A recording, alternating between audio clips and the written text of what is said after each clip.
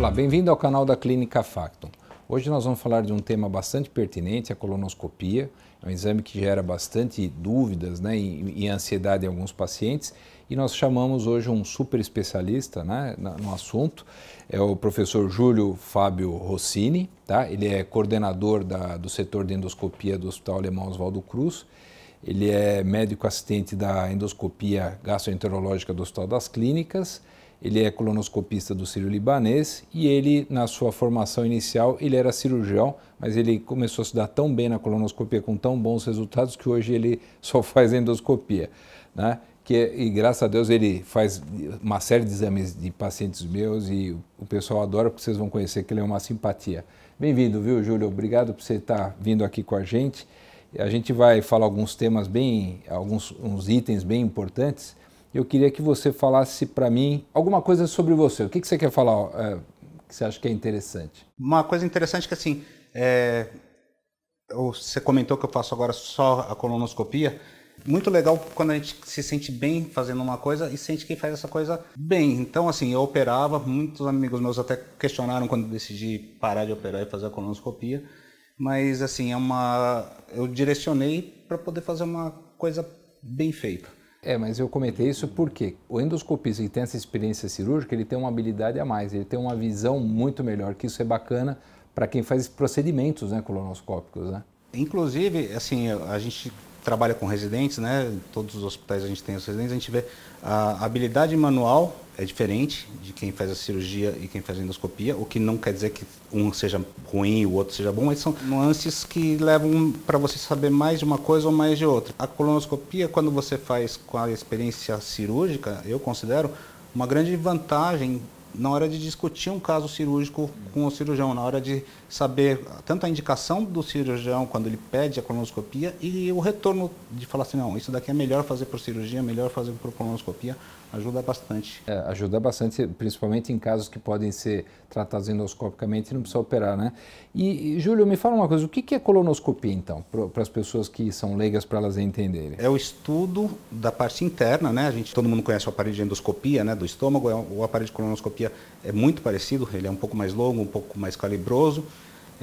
Ele permite que a gente introduza uma câmera dentro do intestino, vê todo o intestino grosso, o finalzinho do intestino fino, é o que a colonoscopia permite. A gente consegue examinar desde o final do intestino fino, todo o intestino grosso e o reto, né?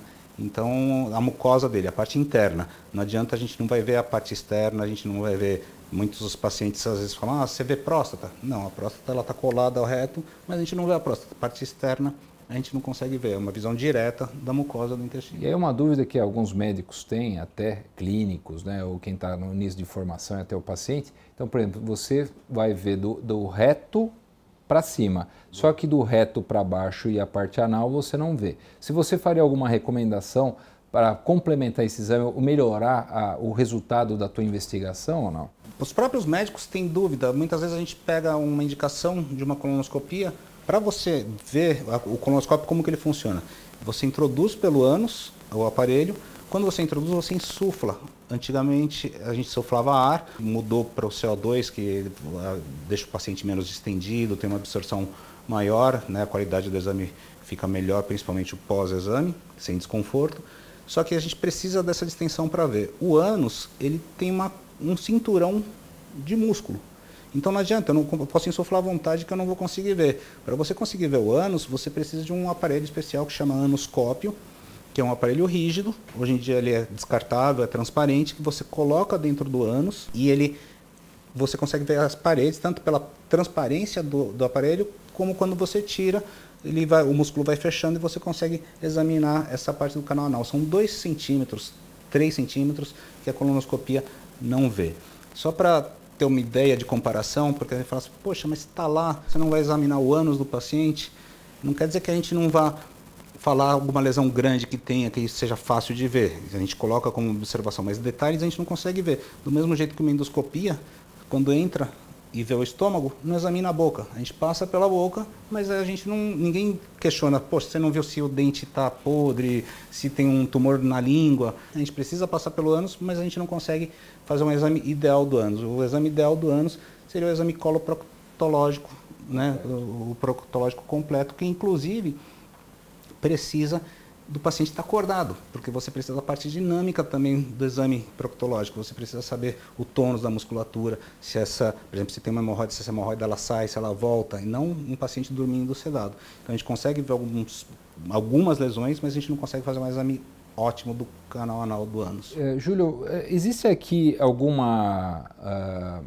contraindicação para fazer esse exame? Que você acha que o doente não possa fazer ou não? Sim, na verdade, assim, a principal contraindicação, que é, não tem como, se você tem uma estenose do ânus, uma estenose muito baixa, o aparelho não consegue passar. Então, assim, já é uma contraindicação que se você não tratar a estenose, dependendo da estenose, você pode tratá-la para fazer o exame, você não consegue fazer o exame. Outras contraindicações é quando você tem um alto risco de uma fragilidade do intestino. A diverticulite aguda é uma contraindicação porque você insufla o ar e você pode, de repente, uma lesão que está prestes a romper, só com essa insuflação de ar você rompe, né? Algumas doenças inflamatórias numa fase aguda, que a gente chama do megacolon tóxico, que é uma fase grave de uma doença inflamatória, também, mesma coisa, se você insufla esse ar, levar a romper esse intestino facilmente para um tratamento cirúrgico de urgência.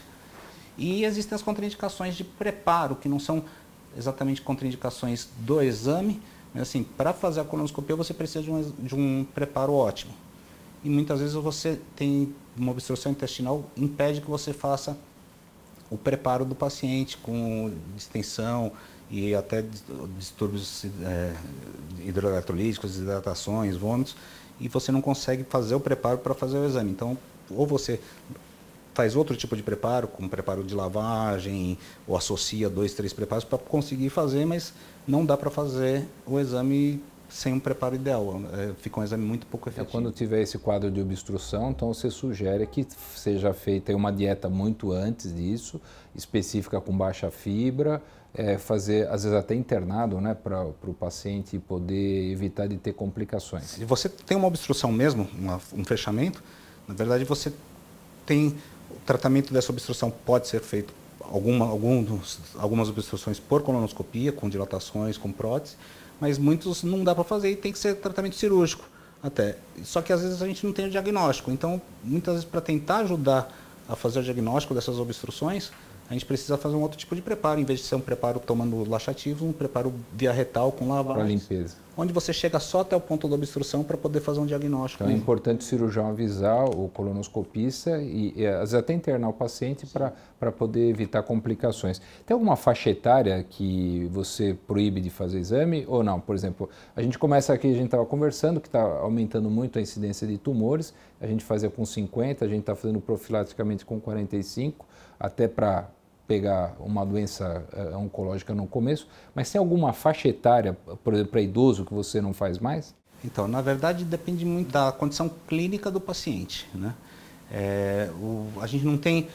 Existem algumas recomendações, principalmente, por exemplo, a colonoscopia, uma das principais indicações dela é a prevenção do câncer coloretal, prevenção e diagnóstico do câncer coloretal.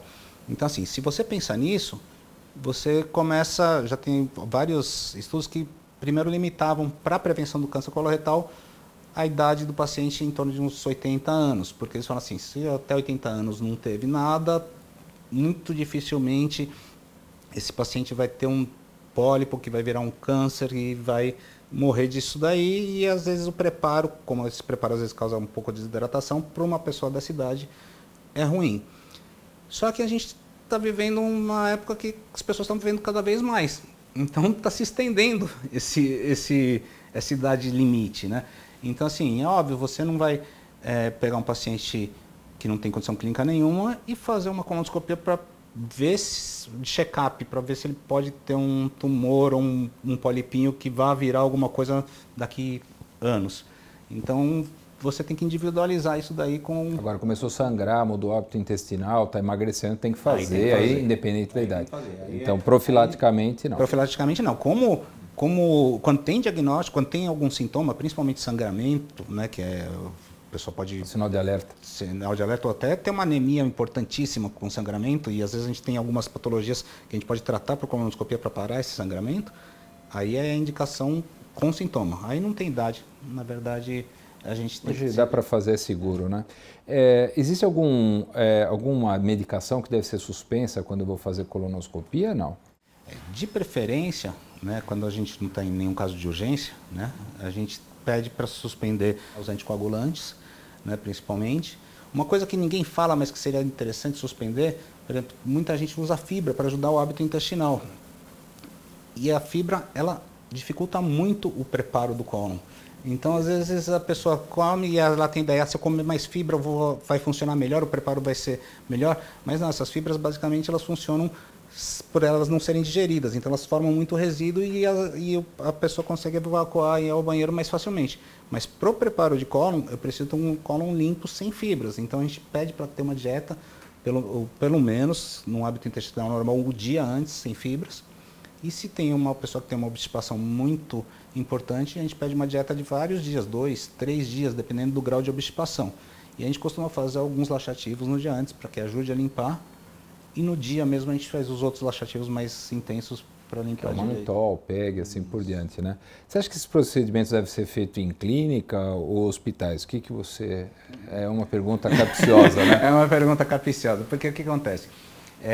O exame em si, o exame diagnóstico de colonoscopia num paciente rígido, na verdade eu não vejo problema nenhum da gente fazer numa clínica. É um paciente rígido, o índice de complicação da colonoscopia é baixo para esse tipo de paciente e o preparo pode ser feito em casa e ele corre muito pouco risco de ter alguma complicação mais séria.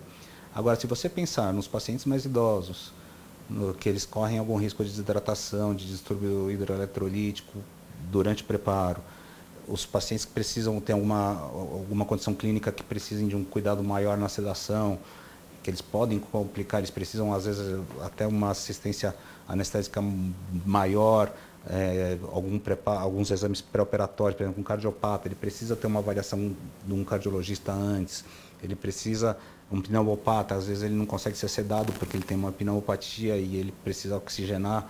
Esses casos a gente precisa fazer num ambiente maior, com mais recurso. E quando a gente pensa em fazer procedimentos, então assim, hoje em dia a gente tira pólipos grandes, lesões grandes, até tumores precoces. Você fazer isso numa clínica, você tem um risco maior de, durante esses procedimentos, ter uma complicação como uma perfuração ou um sangramento. Então, se você está no hospital e acontece alguma coisa, você resolve isso de uma maneira relativamente fácil e imediatamente. Pode ser, às vezes, precisa de alguma coisa maior, uma cirurgia, pode ser, mas você consegue tratar com uma margem... Segurança boa. Ou você corre o risco de fazer o diagnóstico e estar fora e não conseguir fazer o procedimento e ter que marcar para fazer no hospital. Exatamente. Que é uma coisa chata. É outra coisa. Alguns pacientes, é isso que eu estou falando, como é de rotina, quando é de rotina, se você pensar só no diagnóstico, eu vou fazer o diagnóstico, é um paciente rígido, ok, eu faço, se eu achar alguma coisa, remarca, vai para o hospital e faz de novo, só que tem que fazer o preparo de novo. Você pensa num paciente que já tem um problema para fazer o preparo, ele vai ter que refazer esse preparo outro dia. Por exemplo, um paciente que toma um anticoagulante, ele vai suspender o anticoagulante para fazer uma colonoscopia. Aí ele decide fazer num ambiente, numa clínica. Aí ele suspende 7 dias, ele corre um risco cardiológico, porque se ele toma esse remédio porque ele tem um risco de ter uma trombose, de ter um infarto, ou um AVC, mas ele fica 7 dias correndo esse risco. Aí ele vai lá, faz um exame ou diagnostica uma lesão. Aí eu falo assim, bom, eu não vou tirar aqui porque aqui a gente não tem condição. Você vai embora, vai ficar mais 7 dias de novo, vai correr o risco de novo para poder fazer o procedimento. Então isso daí é uma coisa que a gente tem que sempre colocar na balança qual paciente a gente vai poder mandar para uma clínica ou não. Isso é importante, eu acho que então o cirurgião ou o clínico que estiver acompanhando, quando for pedir o exame, entrar em contato com o endoscopista e orientar onde ele deve fazer o exame, quais remédios ele deve retirar e se vai ser feito com sedação, né, ou com anestesia geral, que vai ajudar muito a tua vida até para fazer o procedimento, né? Exato. E esse negócio da anestesia, na verdade, o que está acontecendo? Cada vez que passa, a gente tenta aumentar a segurança do paciente, né? Tanto do paciente quanto do médico, né? A gente está fazendo um procedimento, a gente quer que esse procedimento dê certo, então a gente aumenta a segurança. E eu comparo muito assim, por exemplo, a gente ouve os ginecologistas, obstetras antigos falando, e até os cirurgiões antigos falando, que eles iam, antigamente faziam a hack do paciente, deitavam o paciente e faziam o procedimento. O endoscopista também. A gente tem treinamento, principalmente quem fez o treinamento num centro, tem todos os critérios, a gente tem o treinamento de fazer a sedação do paciente junto. Só que a gente está começando cada vez menos fazer essa sedação, cada vez mais usando o anestesista junto com a gente, para aumentar essa segurança. Para você ficar focado no teu ato cirúrgico, tá? Para ter a segurança do procedimento. Não, perfeito.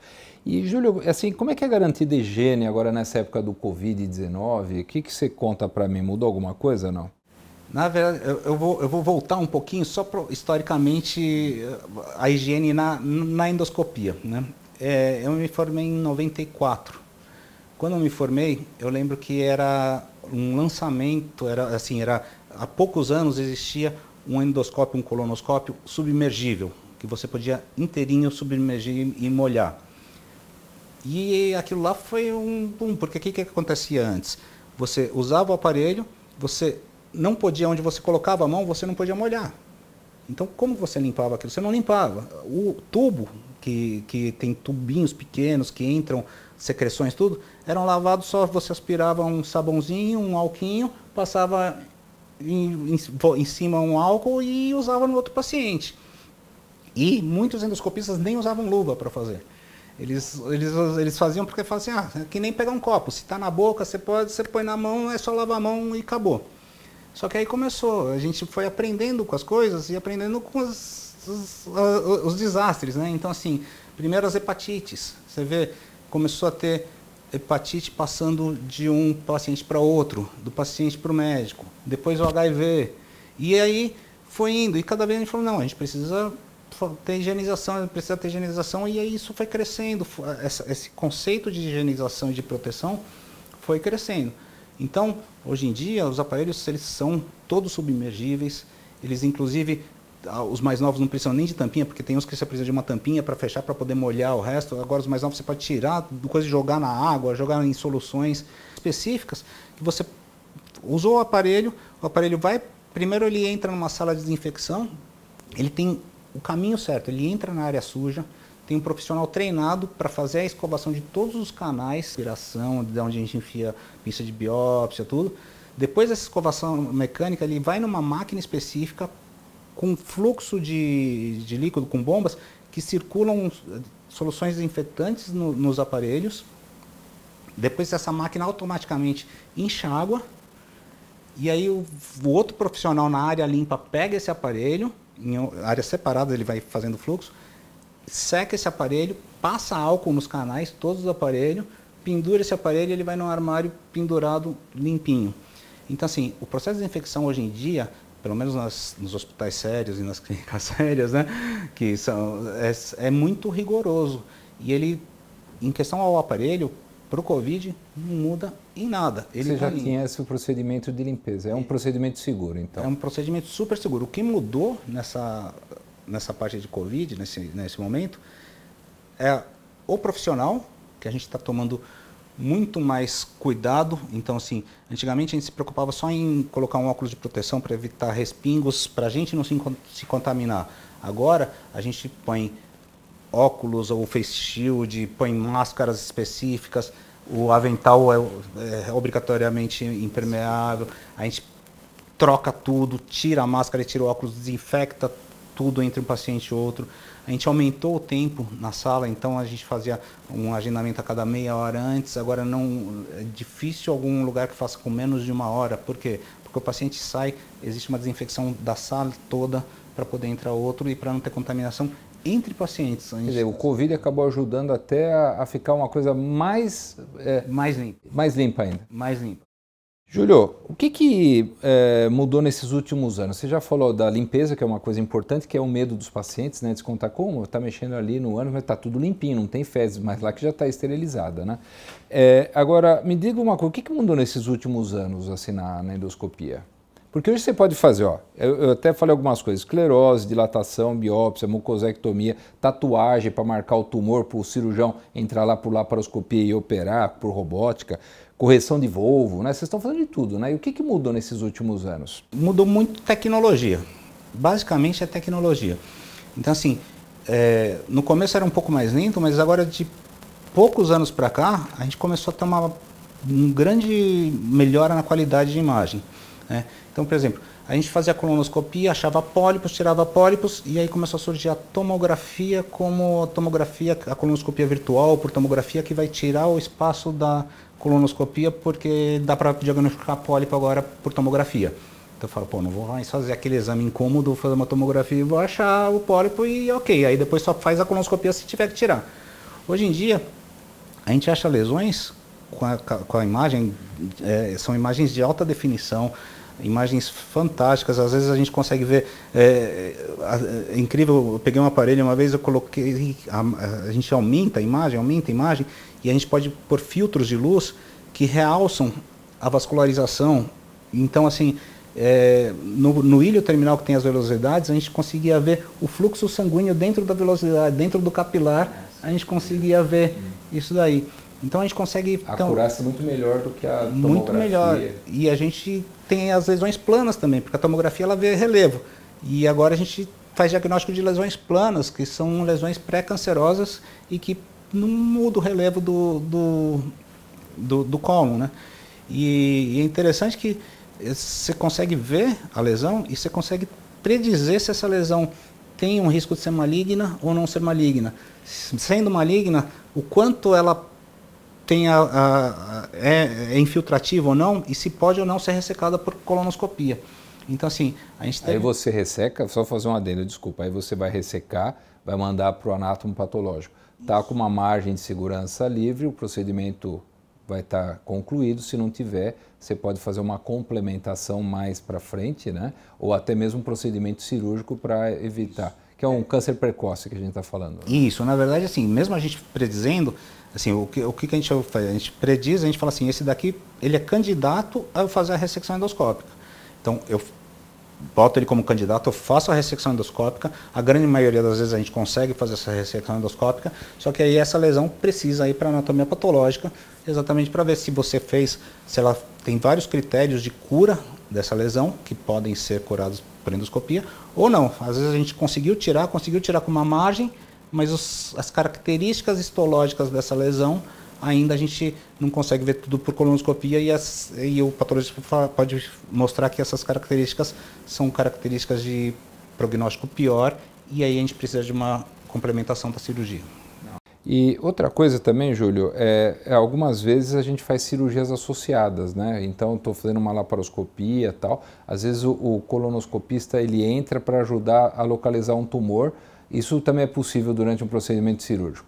Esses procedimentos híbridos? Então, na verdade, assim, a colonoscopia, ela ajuda às vezes na cirurgia para localização de tumores. A gente não costuma ter procedimentos que a gente faz a colonoscopia e depois é diferente. Por exemplo, no estômago existem os procedimentos que o endoscopista faz, o cirurgião fica lá só para dar um pontinho depois, se precisar, ou alguma coisa numa laparoscopia para tentar ser menor o ato cirúrgico.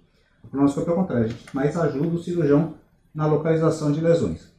A gente costuma não fazer de rotina isso, porque, como eu falei antes, a gente insufla ar, quando a gente entra e está insuflando ar, a colonoscopia a gente insufla ar e às vezes o ar sobe para o intestino fino também, e a gente não consegue mais aspirar esse ar. E atrapalha. E aí atrapalha muito o cirurgião. Só que às vezes não tem opção, às vezes o cirurgião não está achando nada. O ideal seria a gente, quando a gente tem alguma lesão, fazer a colonoscopia pelo menos um dia antes, tatuar a região, para o cirurgião chegar lá e saber onde que é a tatuagem. Só que às vezes a tatuagem não pega direito, não sabe exatamente se a gente não injetou no lugar certo, ou às vezes o cirurgião entra achando que vai ser fácil de achar o ponto e na hora ele fica perdido. Já aconteceu de você achar que a tatuagem ela não penetrou. Exatamente. E aí você precisa fazer e para não ter que converter, às vezes tem que fazer o exame no intraoperatório. Aí a gente ajuda. Aí uma dica quando a gente faz isso, a gente pede para o cirurgião tentar fechar o delgado com uma pinça, né? Para o ar não subir. Claro. Aí você consegue entrar, aspirar o ar do cólon e aí fica melhor. Mas sempre sobra um pouquinho a gente atrapalha. Perfeito. Qual que é hoje, só para a gente entender, o estado de arte da ecoendoscopia baixa? Que é uma coisa que tem por causa de tumores de reto baixo, de ânus. Então, a ecoendoscopia, né, na verdade, ela se consagrou e ela é muito conhecida da parte alta, né? A parte do cólon, do reto, a gente tem algumas nuances, né? Por exemplo, assim, o tumor de reto, no começo da ecoendoscopia, a gente falava, não, vai ser o estadiamento do tumor de reto vai ser a ecoendoscopia que vai fazer.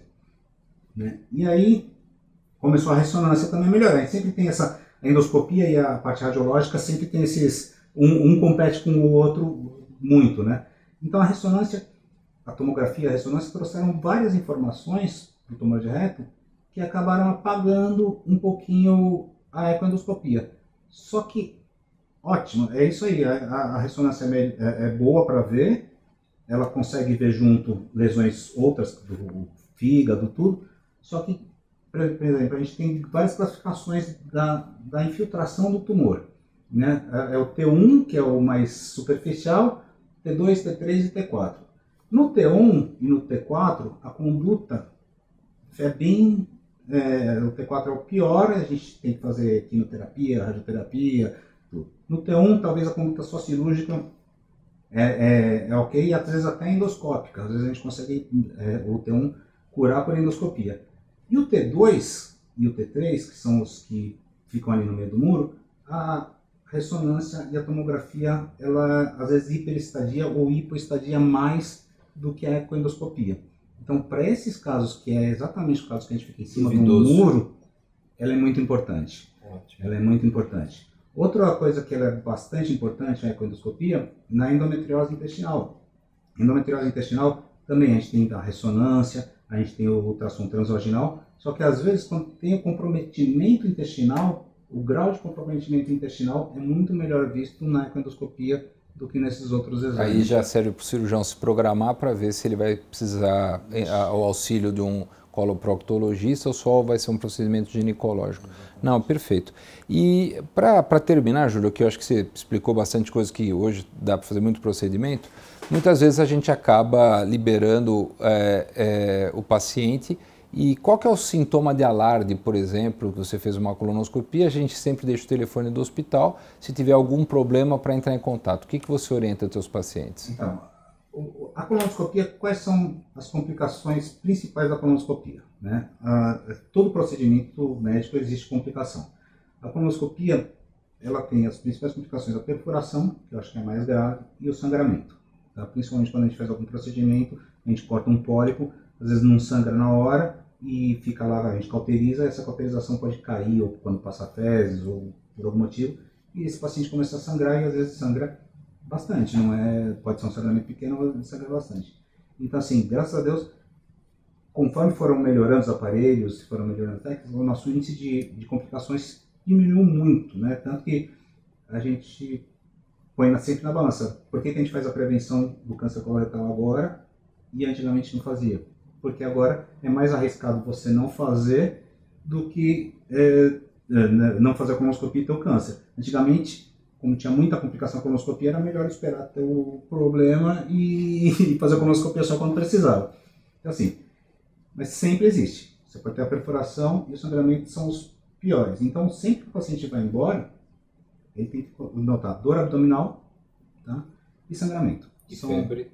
E febre. Tá? Existe também uma complicação que é um pouquinho menos importante, mas existe, que é a bacteremia. E a bacteremia é quando alguma bactéria do intestino passa para o sangue e esse paciente tem febre. Ela, na grande maioria das vezes, é transitória, então ela faz um pico febril e depois melhora. Tem um calafrio e melhora e acabou. Mas é sempre bom a gente estar sabendo, porque uma pequena porção dos pacientes eles continuam com essa bactéria no sangue e às vezes a gente precisa fazer algum tratamento se continuar com febre ou se continuar Mas com é raro, né? Isso a gente pede tanto, né? E é o que a gente estava conversando, é um exame preventivo, vai evitar câncer, e é um exame importante, não deve se deixar de fazer. Mas ainda o que é engraçado, Júlio, muita gente tem medo de fazer esse exame. né? Então é isso que eu falo, hoje você tem lugares muito bons para fazer, aparelhos muito bons, médicos muito bons para fazer, e as vantagens são enormes perto de não querer fazer, né? Exatamente, é tudo colocado na balança. A medicina, o interessante que eu considero na medicina, assim, nada é 100% e nada é 0%. O problema é saber balançar o quanto por cento é mais vantajoso. E aí a gente faz o que é mais vantajoso. Números não têm sentimentos. É isso aí. Então tá bom. Olha, Júlio, eu queria te agradecer. Obrigado pelas tuas informações, foram super valiosas aqui. Eu espero que a turma aproveite. E se puder, eu vou te convidar mais vezes para a gente conversar de outras coisas. Obrigado, viu? Tá, um abraço.